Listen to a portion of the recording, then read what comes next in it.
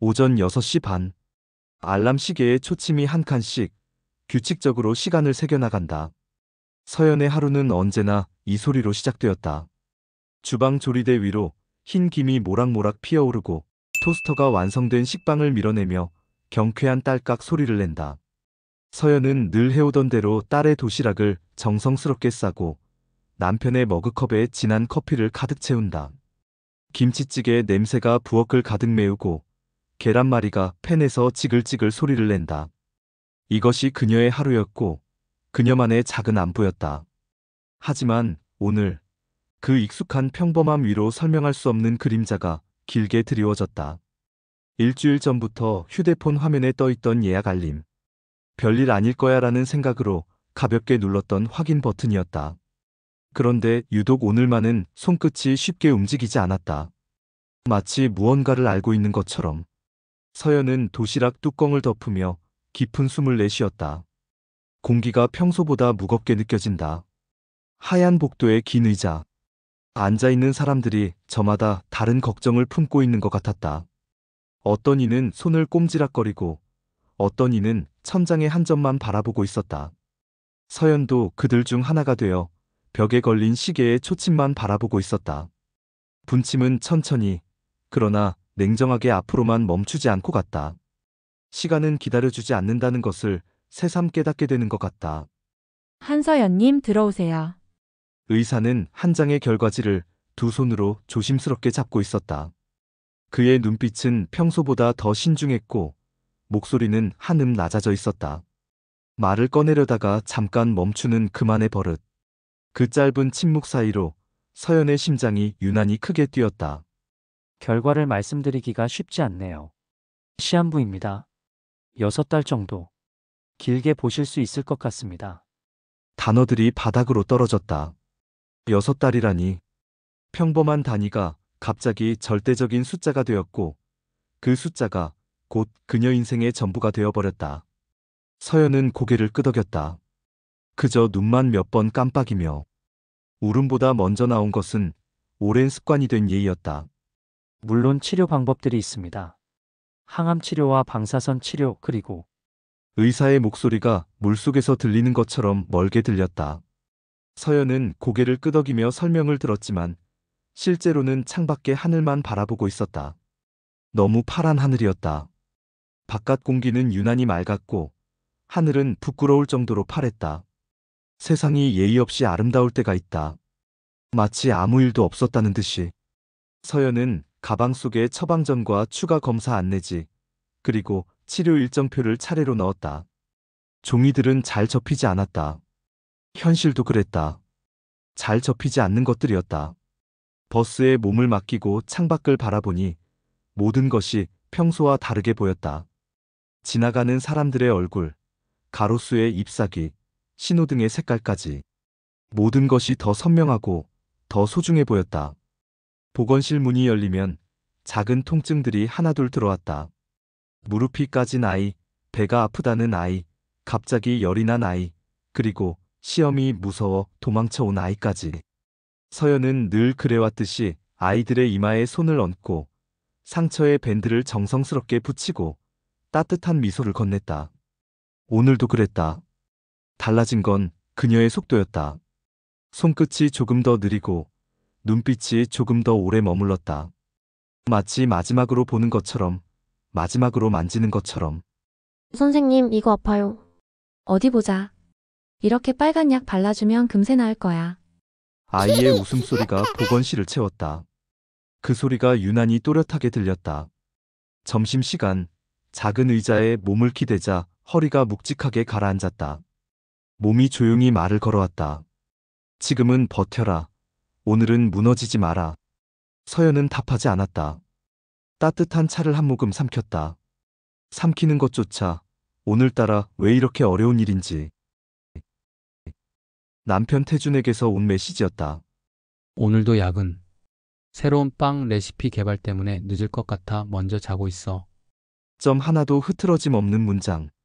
언제나 그렇듯 성실하고 책임감 있는 남편의 메시지. 그런데 이상했다. 그 문장에서 평소의 따뜻한 냄새가 빠져 있었다. 하교 길에 태준의 베이커리 앞을 지났다. 동네에서 제법 유명한 곳이었다. 달콤한 냄새가 골목 끝까지 흘러나와 지나가는 사람들의 발걸음을 붙잡곤 했다. 유리창 안으로 태준이 보였다. 거칠지만 능숙한 손으로 반죽을 치대고 반짝이는 진열장에 갓 구운 빵들을 정성스럽게 배치하는 모습. 사람들은 늘 그의 성실함을 칭찬했다. 서연에게도 그는 언제나 가족을 가장 먼저 생각하는 사람이었다. 그런데 오늘은 달랐다. 베이커리 공기에 달콤함이 아닌 낯선 향수 냄새가 섞여 있는 것 같았다. 저녁 9시. 딸 지우가 숙제를 마치고 잠자리에 들었다. 거실에 불을 하나씩 끄고 마지막 스탠드 조명만 남겨두었다. 서연은 식탁 의자에 앉아 자신의 가장 친한 친구 민정이에게 메시지를 보낼지 말지 고민했다. 손가락이 휴대폰 화면 위에서 머뭇거렸다. 결국 짧은 메시지를 보냈다. 오늘 병원 다녀왔는데 할 말이 있어. 점 3개가 깜빡였지만 답장은 오지 않았다. 민정은 평소 메시지에 빠르게 답하는 편인데. 자정이 다 되어서야 태준이 들어왔다. 피곤하다는 표정, 깊은 한숨, 그리고 너무나 익숙해진 핑계들. 서연은 늘 그래왔듯이 따뜻한 물을 한 잔 건넸다. 그런데 태준의 셔츠 주머니에서 영수증 한 장이 반쯤 삐져나와 있었다. 와인 2잔, 티라미수 하나, 그리고 베이커리와는 전혀 다른 동네 이름이 적혀 있었다. 증거가 필요해서 사진을 찍은 건 아니었다. 기억이 흐려질까봐 혹시 내가 잘못 본 게 아닐까 해서 기록해둔 것뿐이었다. 어떤 날은 증거보다 기억이 더 무겁다는 걸 알고 있었으니까. 지우는 손바닥만한 책가방을 메고 폴짝폴짝 뛰며 걸었다. 엄마, 오늘 과학실 가서 실험해. 식물이 어떻게 자라는지 볼 거요. 그래? 우리 지우가 과학자가 되는 건가? 지우가 손을 흔들며 교문 안으로 사라질 때 서연은 그 작은 등을 유난히 오래 바라보았다. 아이의 뒷모습은 사람이 버티는 가장 확실한 이유였다. 추가 검사를 위해 다시 병원을 찾았다. 본관 로비에서 주황색 단발머리의 여자가 안내 데스크에서 환자와 대화를 나누고 있었다. 프로페셔널한 표정, 빠른 손놀림, 명확한 발음. 민정이었다. 서연은 멀찍이서 그 모습을 지켜보았다. 잠시 얼굴만 보자고 전화를 걸 생각이었다. 하지만 통화 버튼을 누르기 전에 누군가의 익숙한 웃음소리가 로비를 가로질렀다. 태준의 웃음이었다. 서연은 몸을 굳혔다. 목소리는 사람을 가장 빠르게 과거로 끌고 간다. 15년을 함께 산 남편의 웃음소리를 들을 수가 없었다. 서연은 다리 위에 서서 손바닥만 한 영수증 사진을 다시 꺼내보았다. 숫자와 시간, 장소의 이름들이 차갑게 빛났다. 그녀는 갑자기 깨달았다. 배신이란 하루아침에 일어나는 사건이 아니라 오랜 시간에 걸쳐 쌓이는 과정이라는 것을. 작은 거짓말들이 차곡차곡 포개져 결국 하나의 거대한 문장이 되는 것. 오늘은 늦어. 새로운 빵 레시피 때문에. 그 문장이 이제는 완전히 다른 의미를 가지게 되었다. 지우는 깊이 잠들어 있었다. 서연은 조심스럽게 문틈을 살짝 닫았다. 아이는 몰라야 해. 오늘도 그 생각이 가장 먼저 떠올랐다. 지우의 꿈이 다치지 않도록 그녀는 자신의 아픔을 깊숙이 접어넣기로 했다. 서연은 책상 서랍에서 오래전부터 넣어두었던 종이 한 장을 꺼냈다. 자원봉사 신청서. 늘 다음에 시간 날 때라고 미뤄두었던 종이었다. 오늘은 미루지 않기로 했다. 이름 한서연. 희망기관 요양원. 가능요일 토요일. 사유. 점점점. 빈칸을 오래 바라보다가 그녀는 한 단어를 적었다. 동행. 누군가와 함께 걸어가고 싶어서가 아니라 누군가의 시간을 잠시 받아 안고 싶어서. 자신의 남은 시간을 누군가에게 잠깐 맡기고 싶어서. 요양원 자원봉사 신청서를 스캔해서 메일로 보냈다. 보낸 편지함에 남은 제목을 오래 바라보았다. 자원봉사 신청 한서연. 무언가를 시작한다는 건 동시에 무언가를 끝내겠다는 뜻일지도 모른다. 끝내야 하는 것과 지켜야 하는 것. 그 사이에서 사람은 종종 조용히 운다. 주차장 한쪽에 누군가의 그림자가 겹쳐져 있었다. 여자의 주황색 머리카락과 남자의 짧은 스포츠 머리. 그들 사이에는 비밀이 있었고, 그 비밀은 너무 쉽게, 너무 자연스럽게 자리 잡고 있었다. 비밀은 대개 그렇게 자라난다. 들키지 않을 만큼 조심스럽게, 익숙해질 만큼 자연스럽게. 새벽 1시가 넘어서 태준이 들어왔다. 서연은 아무 말도 하지 않았다. 말은 때로 칼이 되고, 때로는 족쇄가 돼버린다. 오늘은 어떤 것도 들이대지 않기로 했다. 그녀는 늘 그래왔듯이 물컵을 내밀었다. 고마워. 그 말의 온도를 서연은 정확히 알 수 없었다. 아니, 알고 싶지 않았다. 서연은 의자에 앉아 두 손을 가지런히 모았다. 병원에서 들은 말이 다시 떠올랐다. 길지도 않고 짧지도 않은 6달. 시간을 세는 일은 이제부터였다. 그러나 동시에 그녀는 다른 숫자들을 떠올렸다. 하루, 이틀, 다시 또 하루. 하루를 살고, 하루를 견디고, 하루를 건너가는 일. 그게 그녀의 새로운 계획이었다. 비가 올 것 같아 공기가 눅눅해졌다. 서연은 창문을 조금 열었다. 바람이 커튼을 밀어 올리고 방 안의 종이들이 가볍게 흔들렸다. 그중 하나가 바닥으로 떨어졌다. 요양원에서 온 자동 회신 스캔 종이었다. 이번 주 토요일 첫 방문을 환영합니다. 누군가의 시간 속으로 들어갈 기회 한 장. 그것이면 충분했다. 오늘은 울지 않기로 했다. 대신 새로운 약속을 지키기로 했다.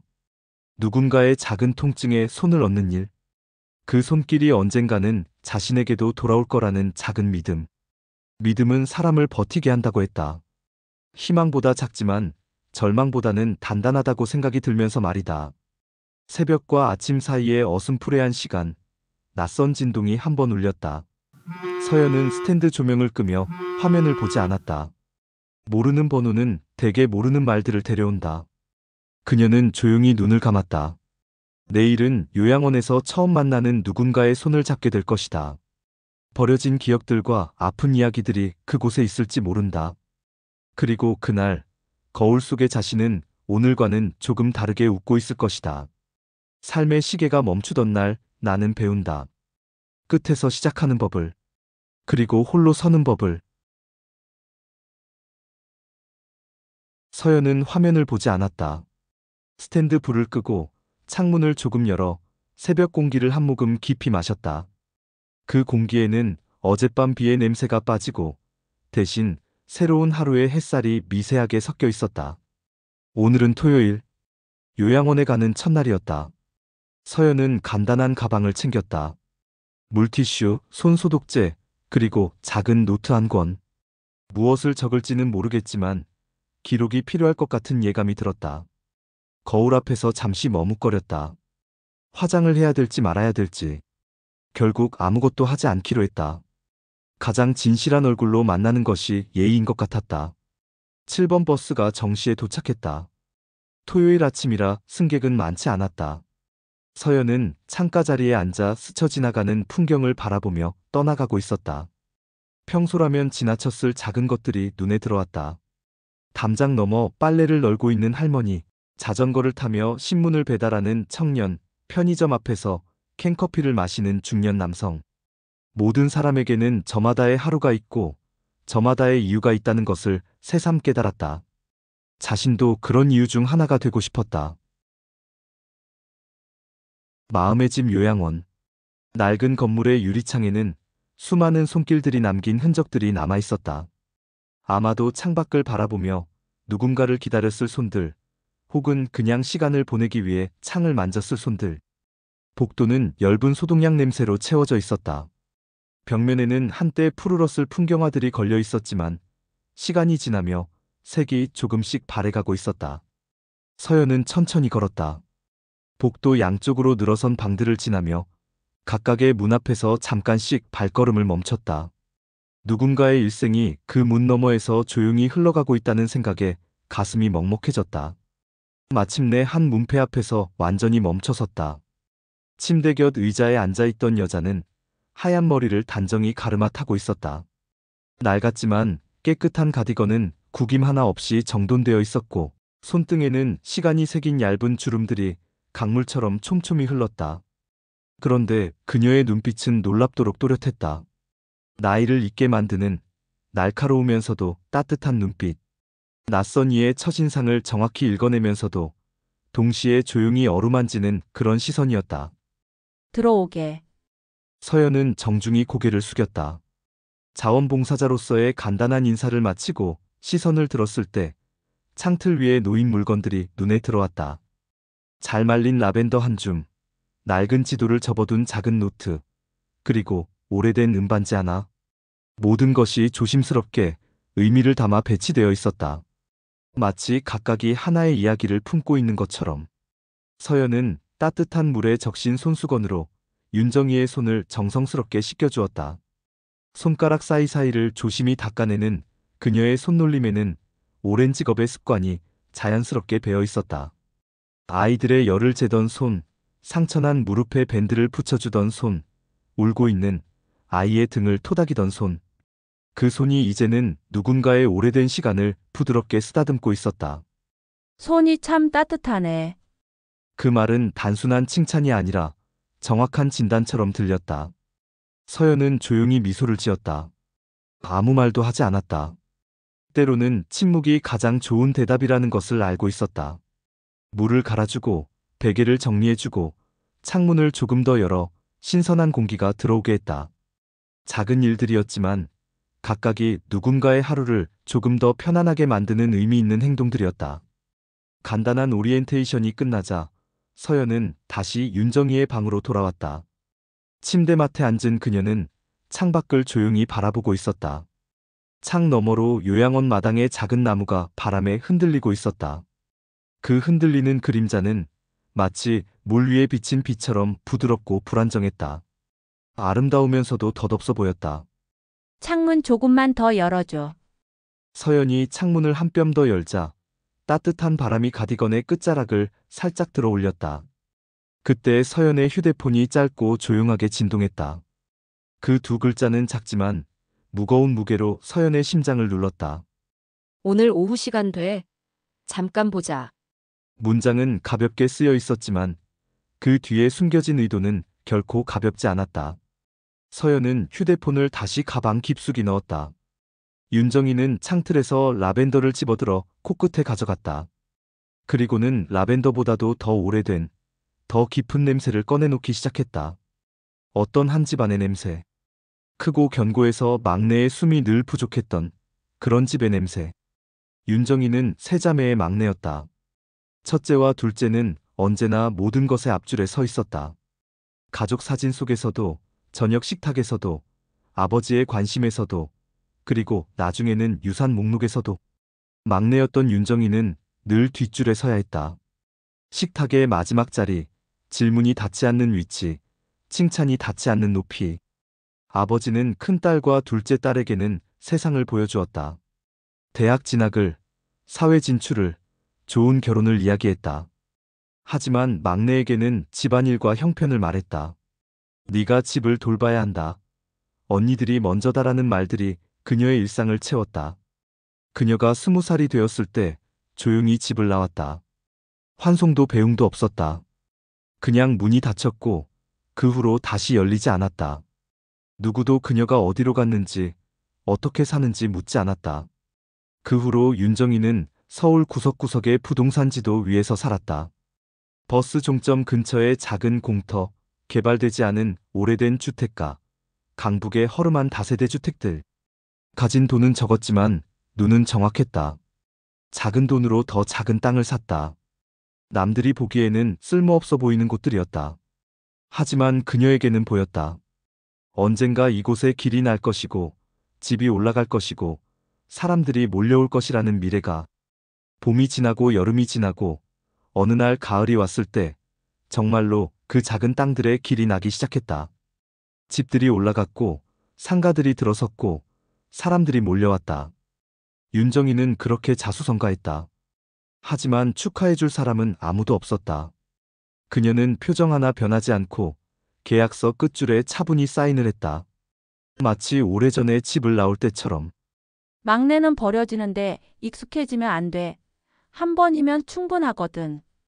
서연은 깊숙이 숨을 들이마셨다. 그 말이 가슴속 가장 어둡고 깊은 곳을 정확히 찾아와 닿았다. 마치 자신의 이야기를 듣는 것 같았다. 오후의 정원은 따뜻했다.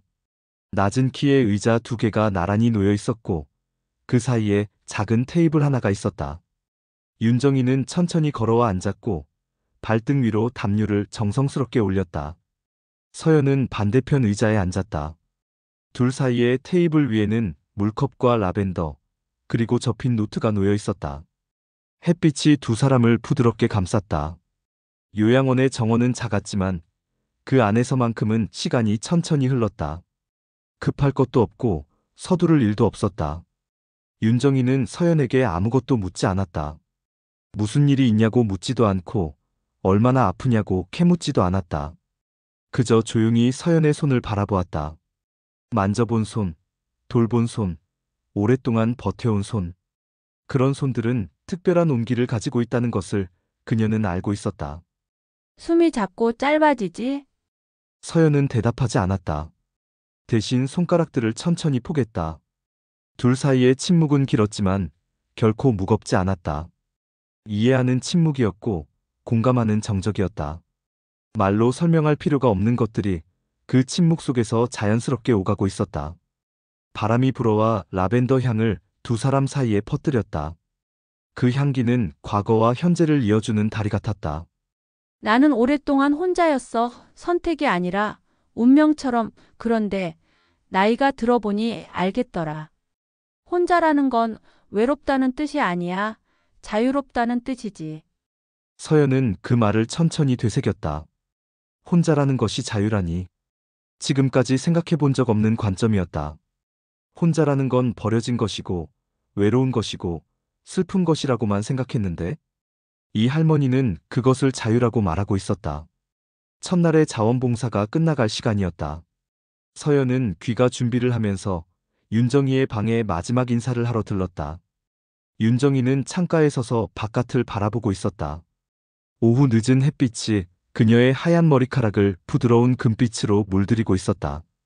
그 모습이 신비롭도록 아름다워 보였다. 다음 주에 와. 그때 이야기를 조금 더 하자. 그 말은 부탁이 아니라 따뜻한 초대였다. 서연은 마음 깊숙한 곳에서 무언가가 따뜻해지는 것을 느꼈다. 오랜만에 누군가가 자신을 기다린다고 말해주는 것 같았다. 서연은 정중히 고개를 끄덕였다. 그리고 방을 나왔다. 요양원 문을 나오기도 전에 전화가 울렸다. 화면에는 민정이라는 이름이 떠 있었다. 서연은 로비 한쪽 화분 옆으로 걸어가 벽에 등을 기댔다.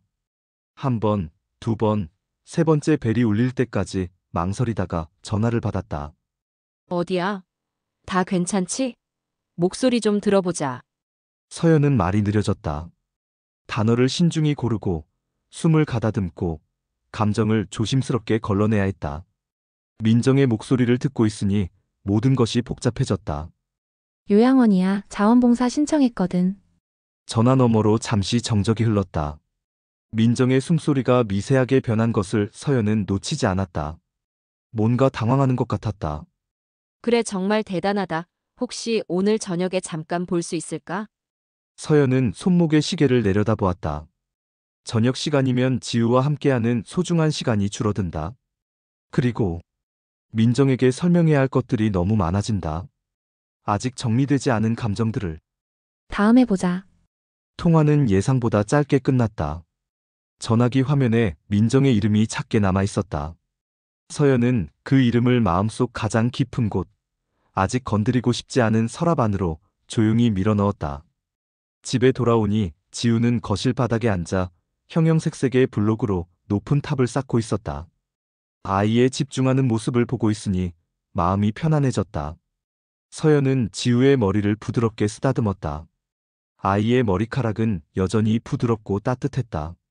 엄마, 나 성 만들었어. 공주님 성이야. 우와, 정말 예쁘다.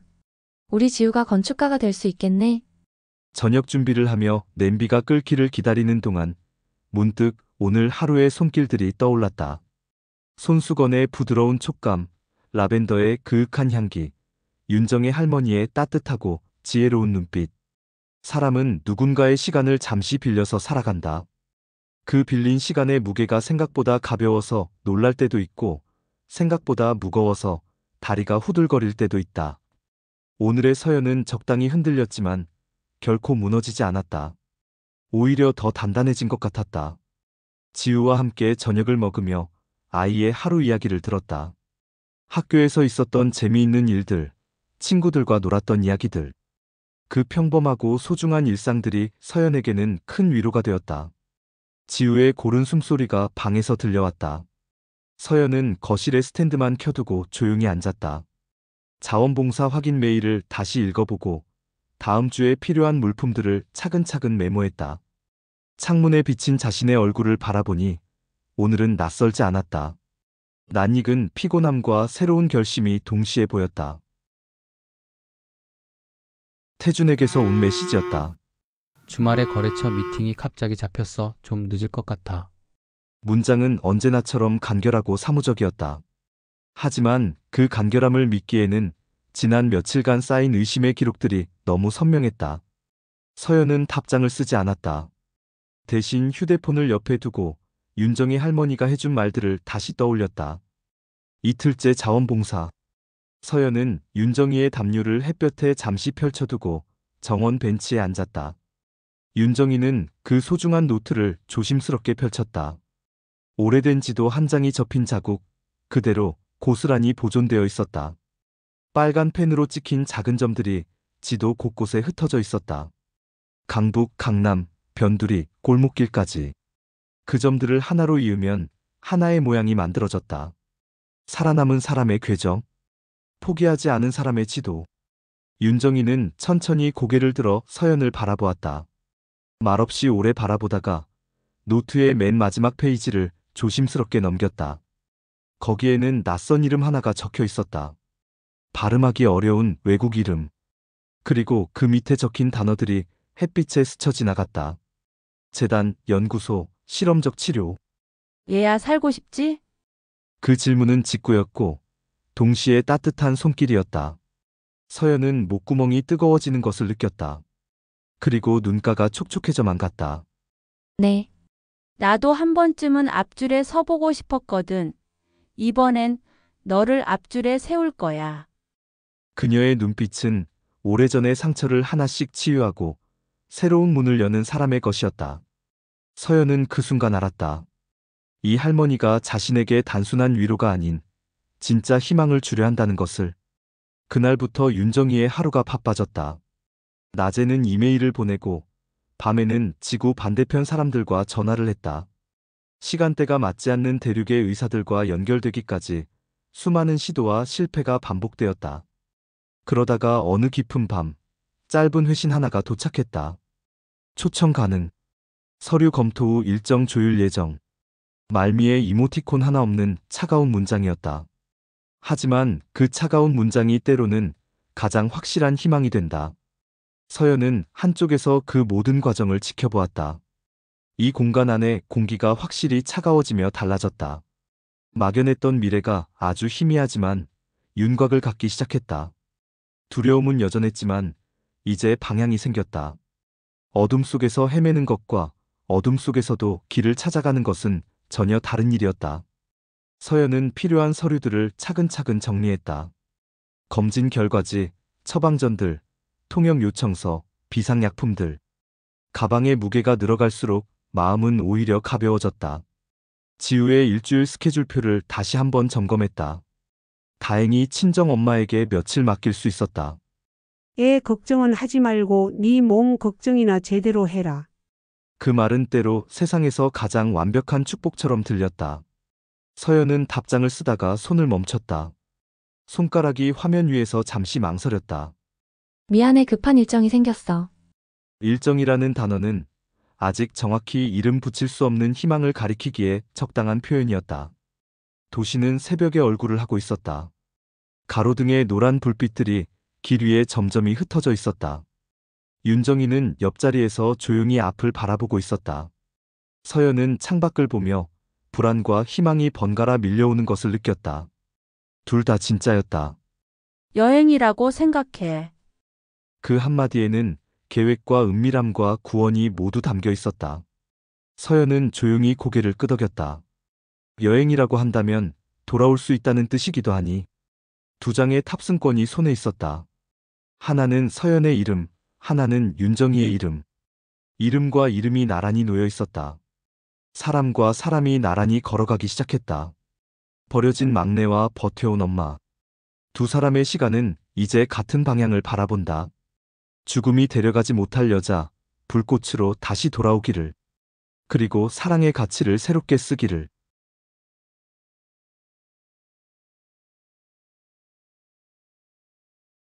새벽의 공항은 늘 누군가의 시작과 누군가의 끝을 동시에 품고 있었다.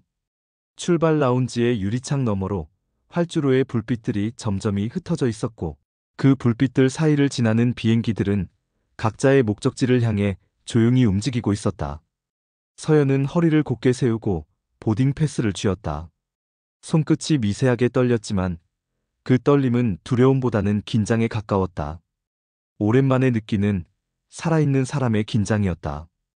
옆자리에 앉은 윤정이는 말이 없었다. 말 대신 체크리스트를 꺼내 하나씩 확인했다.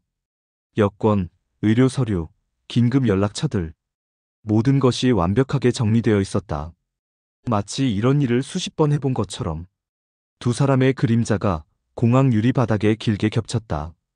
한 사람은 과거의 상처를 딛고 일어선 사람, 다른 한 사람은 미래의 희망을 향해 걸어가는 사람. 서로 다른 이유로 같은 방향을 바라보고 있었다. 서연은 창밖의 하늘을 바라보며 조용히 다짐했다. 앞으로를 묻지 말자. 오늘은 탑승만 하자. 창밖의 활주로에 노란 점들이 순서대로 꺼져갔다. 땅이 멀어지고 구름이 가까워졌다. 서연은 그 순간을 또렷하게 기억하려 했다. 죽음의 문턱에서 돌아와 다시 하늘로 올라가는 이 순간을. 버티는 건 익숙했다. 지난 몇 달간 매일 해온 일이었다. 그러나 오늘은 버팀목이 달랐다. 윤정이라는 이름 하나, 그리고 살 수 있다는 미심쩍은 우연이 그녀를 떠받치고 있었다. 비행기가 구름 위로 올라서자 아래의 도시는 작은 점들로 변했다. 그 점들 중 하나에는 지우가 있고 또 다른 점에는 태준이 있었다. 모두 그녀가 돌아올 때까지 기다리고 있을 것이다. 각자 다른 이유로. 목적지는 병원이 아니라 연구소였다. 유리와 금속이 만든 직선의 건물이 밤하늘에 차갑게 서 있었다. 표지판에는 5글자와 숫자 몇 개가 간결하게 새겨져 있었다. 복도는 서늘했고 숨소리는 가벼웠다. 일반 병원과는 다른 공기가 흘렀다. 더 정밀하고 더 조용하고 더 비밀스러운 곳의 공기. 서연은 안내 데스크 앞에서 펜을 들었다. 서약서에는 긴 문장들이 빼곡히 적혀 있었다. 비밀, 동해, 위험, 효율. 그중 가장 짧은 단어는 가능이었다. 가능이라니. 그 단어는 지난 몇 달간 그녀가 가장 듣고 싶었던 말이었다. 불가능과 절망 사이에서 헤매던 그녀에게 가능이라는 2글자는 새로운 세계의 입구처럼 보였다. 수치들이 모니터 화면 위에서 끊임없이 오르내렸다. 심박수, 혈압, 산소 포화도. 숫자들이 서연의 현재 상태를 정확하게 번역해주고 있었다. 의사는 손가락으로 그래프의 몇 지점을 가리켰다. 설명은 정확했지만 서연에게 필요한 건 복잡한 의학 용어가 아니라 단순한 확률이었다. 살아날 확률, 합병증의 확률, 실패의 확률. 그 모든 확률의 합은 지금의 서연보다 나을 가능성이었다. 그것으로 충분했다.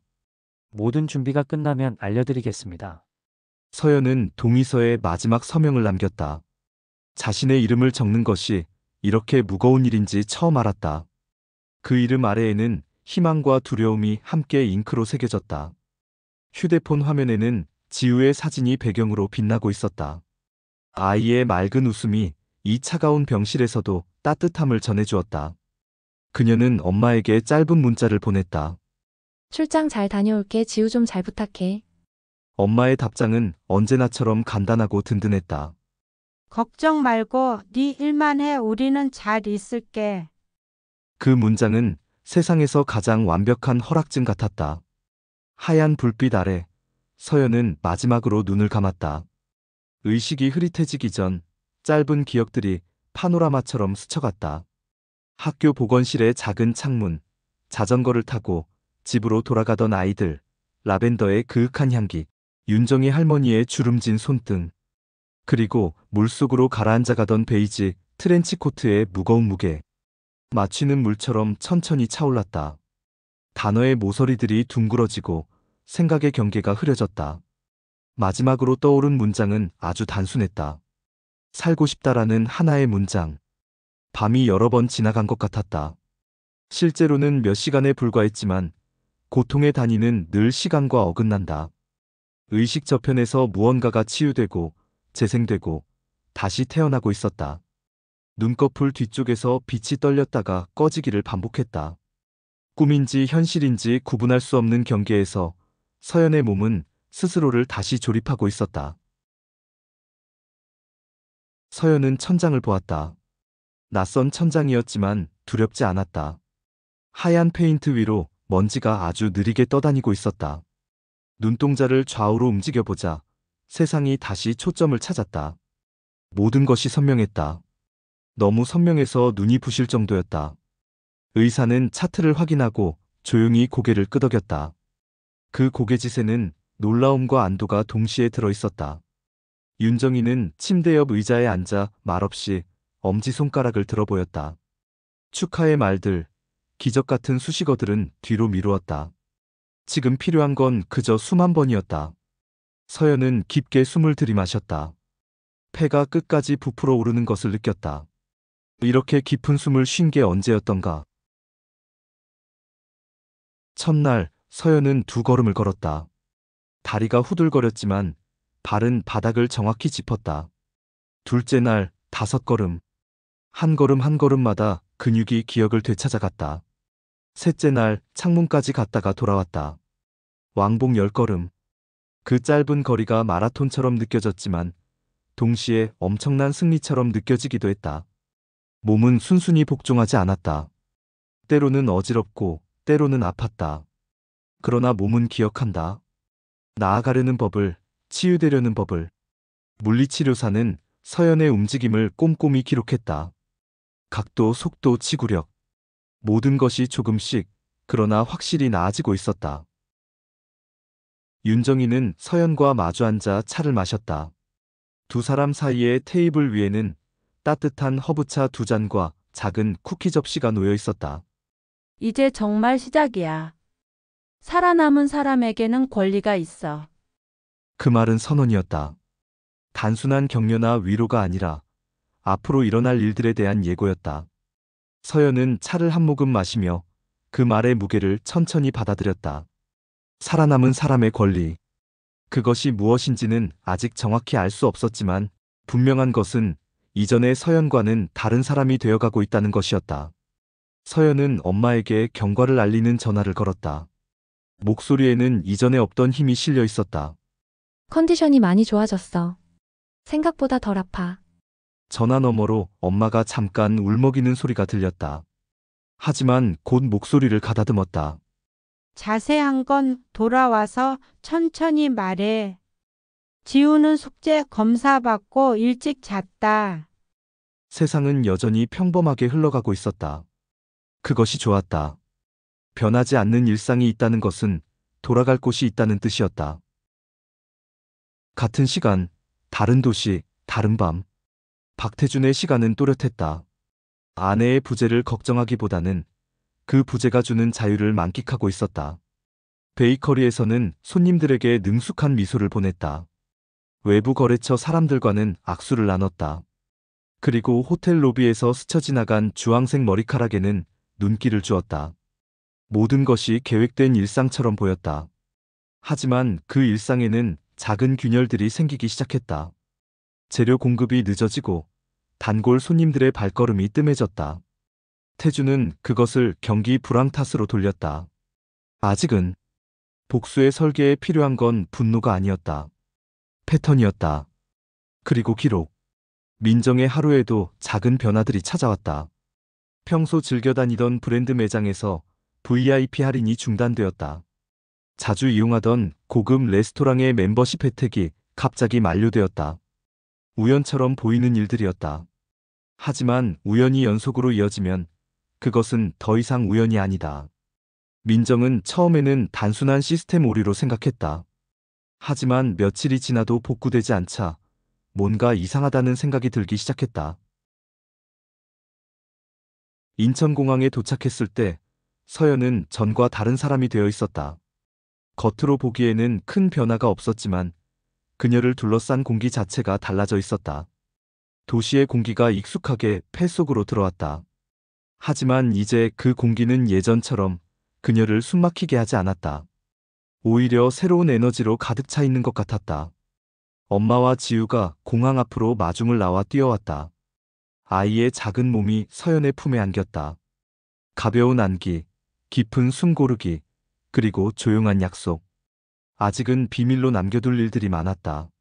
아이는 몰라야 했다. 적어도 모든 것이 끝날 때까지는. 엄마 많이 안 아파? 응, 이제 괜찮아. 그 대답은 거짓이 아니었다. 정말로 괜찮아지고 있었다. 그리고 괜찮아진 만큼 해야 할 일들이 선명해지고 있었다. 그날 밤부터 윤정이와 서연은 작은 책상 앞에서 긴 시간을 보냈다. 종이 위에 그려진 화살표들이 방향을 바꾸고 이름이 없던 회사들이 하나씩 생겨났다. 대표는 서연의 다른 이름, 관리인은 윤정이의 오랜 법무사. 모든 것이 합법적이고 깨끗하고 추적하기 어렵게 설계되었다.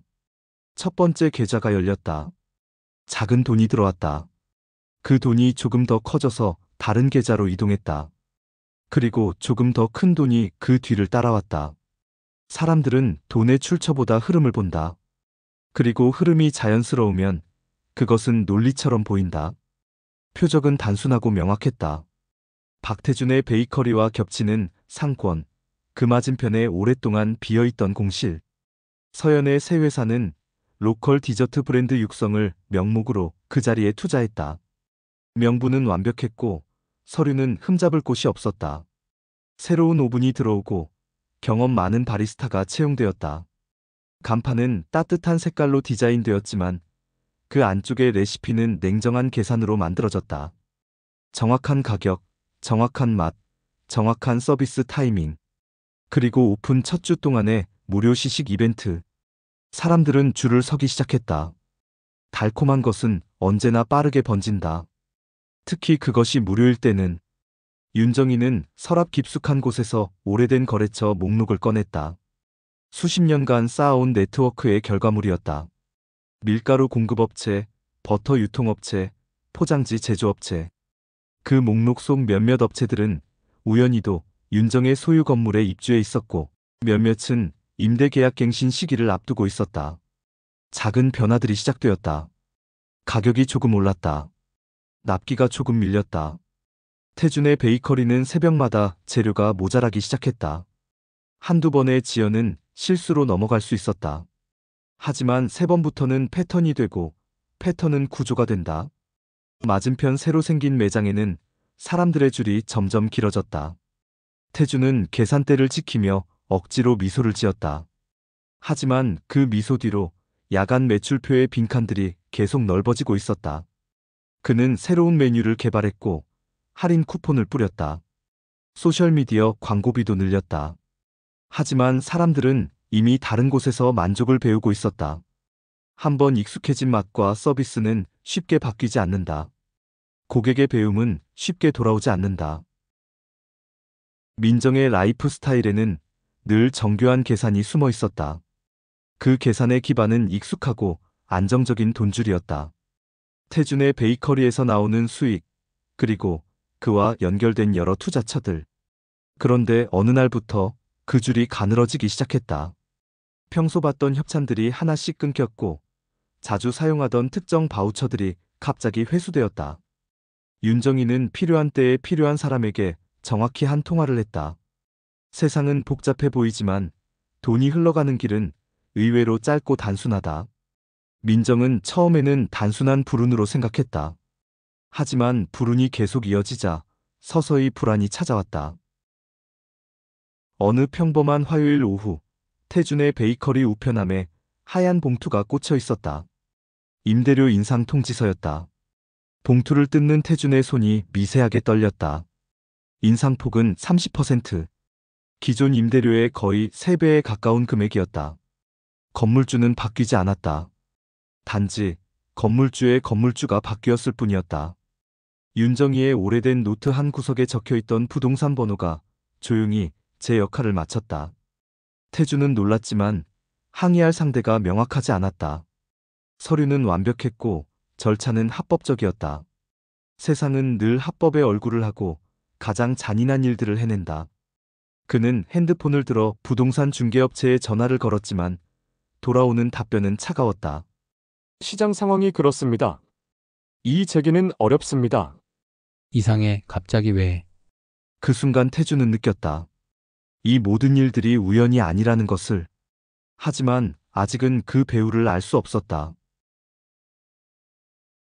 서연은 거실 창가에 서서 밤거리를 오래 바라보았다. 지우의 잠든 숨소리가 방에서 규칙적으로 들려왔다. 평범하고 소중한 일상의 소리. 손에 쥔 것은 새로 설립한 회사의 인감과 공증받은 문서 한 장이었다. 삶이 때로는 숫자와 도장으로 결정된다는 것을 그녀는 이제 알았다.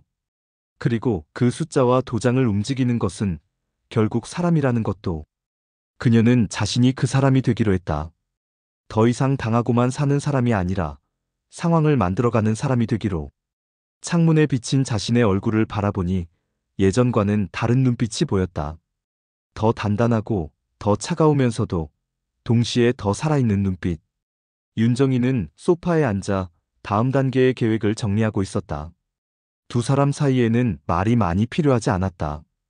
같은 목표를 향해 걸어가는 사람들끼리는 눈빛만으로도 충분한 소통이 가능했다. 이제 본격적으로 시작해보자. 그 질문은 확인이었다. 서연이 정말로 준비가 되었는지, 끝까지 갈 각오가 되어 있는지를 묻는. 서연은 고개를 끄덕였다. 말로 대답할 필요가 없었다. 그녀의 눈빛이 모든 것을 말해주고 있었다. 작은 촛불 하나로는 방 전체를 환하게 밝힐 수 없다. 그러나 어둠을 불안하게 만들기에는 충분하다. 그 작은 불빛이 그림자들을 춤추게 만들고 숨어있던 것들을 조금씩 드러내게 만든다. 점차적으로 결국 그 불빛은 더 커질 것이다. 더 많은 것들을 태우게 되고 더 많은 진실들을 밝혀낼 것이다. 누군가는 사랑의 가치를 돈으로 계산했다. 그리고 다른 누군가는 그 계산이 틀렸다는 것을 증명할 심판을 준비하고 있었다. 서연은 불꽃이 어디까지 번져갈지 정확히 알 수 없었다. 하지만 알아야 할 이유도 없었다. 그녀는 이미 돌아왔다. 죽음이 결코 데려가지 못한 여자. 이제 진짜 시작이다. 학교에서 걸려온 전화. 지우는 수업이 끝나고 선생님과 면담을 하던 도중 아빠가 울고 있었다는 말을 무심코 흘렸다. 선생님은 아이의 말을 듣자마자 서연에게 전화를 했는데 서연은 순간 멈칫했다. 태준의 울음은 서연의 계획에는 없던 변수였다. 태준의 가게는 더 이상 활기를 잃어갔다. 맞은편 경쟁사는 연일 붐볐고 납품은 밀렸다. 외부에선 흔들림 없는 얼굴을 유지했지만 학교 행사에서 아이 앞에서 눈물을 보였다는 건 균열이 내면까지 스며들었다는 증거였다. 민정은 불안했다. 태준의 흔들림은 곧 자신에게 오는 파국일 테니. 그녀는 전화를 걸어왔지만 서연은 받지 않았다. 침묵은 때로 가장 강력한 대답이었다. 민정은 태준을 호텔로 불렀다. 두 사람 모두 절박했다. 태준은 사업이 무너져가고 있었고 민정은 자신의 라이프 스타일이 함께 추락하고 있었다. 이대로 있으면 우리 둘 다 끝이야. 서연이가 뭔가 알고 있는 것 같아. 그날 밤 혹시 들켰을까? 그들은 마지막 카드를 꺼내들기로 했다. 서연이 아직 완전히 회복되지 않았다는 점을 이용하는 것. 의료진을 매수해서 갑작스러운 악화로 위장하고 그 사이에 보험금을 챙기는 계획이었다. 서연의 집에 낯선 의료진이 찾아왔다. 그들은 정기검진이라는 명목으로 왔지만 서연은 그들의 진짜 목적을 직감했다. 가짜 간호사는 혈압을 재는 척하며 이상한 약물을 주사하려 했다. 하지만 서연은 팔을 빼며 정중히 거절했다. 죄송해요. 지금은 다른 병원에서 치료받고 있어요. 가짜 의료진은 당황했다. 계획에 없던 일이었기 때문이다. 그들은 어색하게 물러났고 서연은 즉시 윤정희에게 연락했다. 윤정희는 이미 대비책을 준비하고 있었다. 진짜 의사를 대기시켜놨고 가짜 의료진의 신원도 파악해두었다. 모든 것이 예상 범위 안에서 움직이고 있었는데 이제 그들이 직접 나서기 시작했어. 증거를 잡을 때가 왔다. 서연이 지우를 데리러 가는 길에 검은색 승용차가 갑자기 나타났다.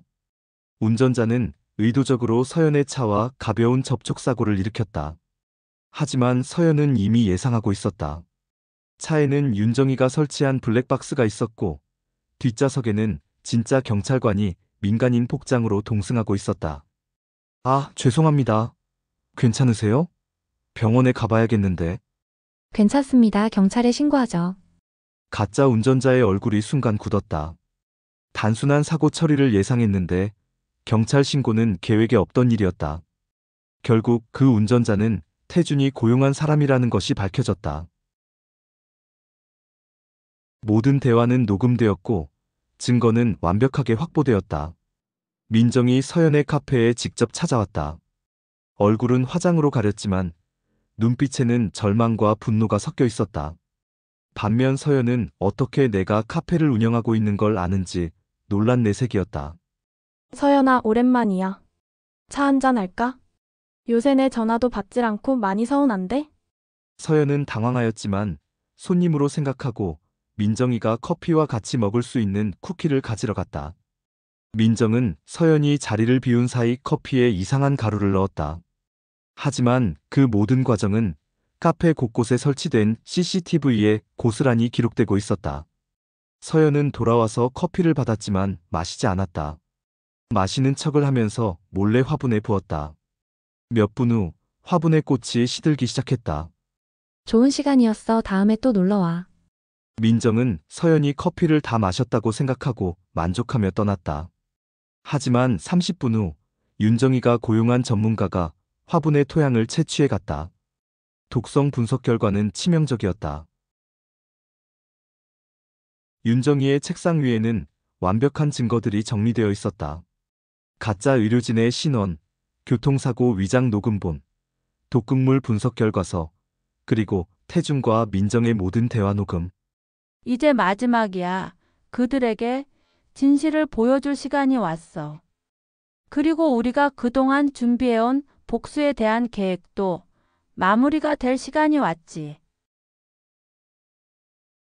서연은 민정을 조용한 카페로 불러냈다. 민정은 여전히 자신의 계획이 성공했다고 믿고 있었다. 몸은 좀 어때? 아무리 수술을 했어도 몸이 성치 않을 텐데. 어제 커피도 마셨는데 커피는 몸에 안 좋지 않아? 응, 몸에 문제 없더라고. 그리고 덕분에 많은 걸 깨달았어. 서연은 테이블 위에 작은 녹음기를 올려놓았다. 민정의 얼굴이 순간 굳었다. 이제 진실을 들어볼까? 첫 번째 녹음. 태준과 민정이 서연의 시한부 소식을 듣고 보험금 계획을 세우는 대화. 서연이가 죽으면 보험금이 얼마지? 2억. 근데 자연사가 아니면 더 많이 나와. 두 번째 녹음. 가짜 의료진을 고용하는 내용. 세 번째 녹음. 교통사고를 위장하라는 지시. 네 번째 녹음. 독극물을 구입하는 대화. 민정의 얼굴이 점점 창백해졌다. 말도 안 돼. 이건 확실한 조작이야. 조작이라면 태준 씨한테 물어봐. 지금 이 순간에도 경찰이 그를 조사하고 있을 테니까. 실제로 그 순간 태준의 베이커리에는 경찰이 찾아가고 있었다. 윤정희가 미리 신고해둔 것이었다. 그런데 재밌는 건 민정이 너가 태준 씨를 배신할 준비를 하고 있다는 것도 내가 알고 있었다는 거야. 서연은 또 다른 녹음기를 꺼냈다. 이번에는 민정이 다른 남자와 나눈 대화였다. 태준 씨가 다 망하면 나는 해외로 빠질 거야. 이미 계좌랑 정리할 건 전부 다 정리했어. 태준은 체포되었다. 죄목은 사기, 살인미수, 보험사기 미수. 증거는 너무나 완벽했다. 그는 마지막까지 민정이 자신을 구해줄 것이라고 믿었다. 하지만 민정은 이미 공항으로 향하고 있었다. 민정의 휴대폰에 태준의 전화가 계속 걸려왔다. 하지만 그녀는 받지 않았다. 대신 휴대폰을 꺼버렸다. 출국 게이트를 통과하려는 순간 공항 보안 요원들이 그녀를 막아섰다. 출국 금지 명령이 내려져 있습니다. 윤정이가 미리 법적 조치를 취해둔 것이었다. 민정은 태준을 배신하려 했지만 결국 자신도 함정에서 벗어날 수 없었다. 민정은 태준을 면회하러 갔다. 하지만 그것은 사과하기 위해서가 아니었다. 전부 너의 잘못이야. 왜 서연이를 제대로 처리하지 못했어? 그러면 너는 뭐야? 나만 버리고 도망갈 생각이었잖아. 두 사람의 마지막 대화는 서로를 향한 원망과 분노로 가득했다. 사랑이라고 믿었던 것들이 모두 계산과 이익이었다는 진실이 마침내 드러났다. 법정에서 모든 증거가 공개되었다. 태준은 모든 혐의를 인정했고 민정은 공범으로 처벌받았다. 서연은 증인석에서 담담하게 증언했다. 그날 밤의 진실, 그들이 계획한 모든 음모, 그리고 자신이 어떻게 살아남았는지에 대해서 말이다. 저는 그들이 저를 죽이려 했다는 것을 모든 증거와 함께 증명할 수 있습니다. 태준은 7년형, 민정은 5년형을 선고받았다. 서연은 기자들의 질문에 답하지 않고 조용히 법정을 나왔다.